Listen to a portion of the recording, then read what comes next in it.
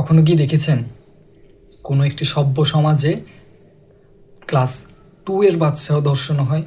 কখনো কি শুনেছেন কোনো সভ্য সমাজে, কোনো সভ্য রাষ্ট্রতে, যেখানে মানুষ নামের প্রাণীরা বসবাস করে, সেখানে 7 বছরের মাসুম বাচ্চারাও নির্যাতিত হয়, ধর্ষিত হয় এবং সেই ধর্ষক এখন পর্যন্ত বুক চিটিয়ে ঘুরে বেড়ায়?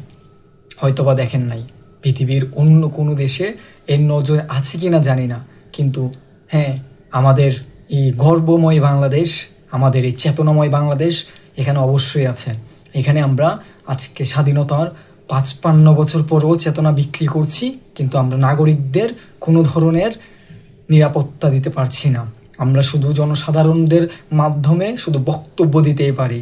আমরা শুধুমাত্র ভোটকে কেন্দ্র করে, ক্ষমতাকে কেন্দ্র করে ক্ষমতা পাওয়ার জন্য রদল বদল করি, অথবা জনগণকে বিভ্রান্ত করে শুধু ক্ষমতায় যেতে পারি।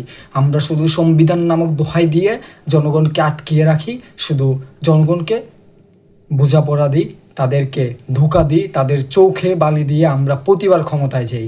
হ্যাঁ, এই রাষ্ট্রটি হচ্ছে বাংলাদেশ। বাংলাদেশে নাগরিকদের যে অধিকার অধিকার অধিকার বলতে কোনো কিছু নাই এই দেশে। এই রাষ্ট্রে শুধুমাত্র নাটকময় ছাড়া আর কিছুই নেই।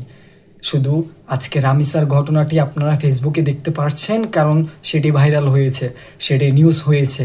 এরকম বাংলাদেশে প্রতিনিয়ত আর কি পরিমাণ পশুরা আছে, কি পরিমাণ পশুরা এখন পর্যন্ত এই বাংলাদেশে মাটিতে বুক চাপিয়ে ঘুরে বেড়াচ্ছে, তার হিসাবের বাইরে রয়েছে। আজ আপনি দেখেন, এই ঘটনা এত কিছু হওয়ার পরও ধর্ষক ধরেছে এবং সে নিজের জবানবন্দি দিয়েছে, সে স্বীকার করেছে, কিন্তু এখন পর্যন্ত তার বিষয়ে কি কিছু নেওয়া হয়েছে? আপনি কি ভাবছেন এত সহজে নেওয়া হবে?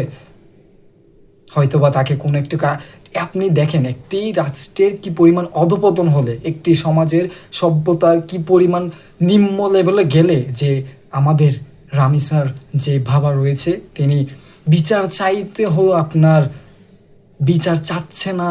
একটু মাথায় বুঝেন, একটু নর্মাল সেন্স খাটান যে আপনার রাষ্ট্রে, আপনার দেশের জনগণ কি পরিমাণ অশান্তিতে ভুগছে, কি পরিমাণ নিজের যেই অধিকার বলেন, যে সংবিধানের অধিকার অন্তর্ভুক্ত রয়েছে একজন নাগরিকের, সেই অধিকার সহ এই রাষ্ট্রের নাগরিকগণ পাচ্ছে না। সেটি কোন সমাজে রয়েছে? এরকম কোন সমাজ রয়েছে যে সমাজে, সভ্য সমাজে ক্লাস 2 এর বাচ্চা ধর্ষণ শিকার হয় এবং তাকে ধর্ষণ করার পরেও খণ্ডিত করা হয়, তার দেহগুলোকে, দেহের পার্ট, বিভিন্ন পার্ট, শুধুমাত্র তথ্য লোপাট করার জন্য? এখন বিভিন্ন নেতারা বিভিন্ন বড় বড় বক্তব্য দিয়ে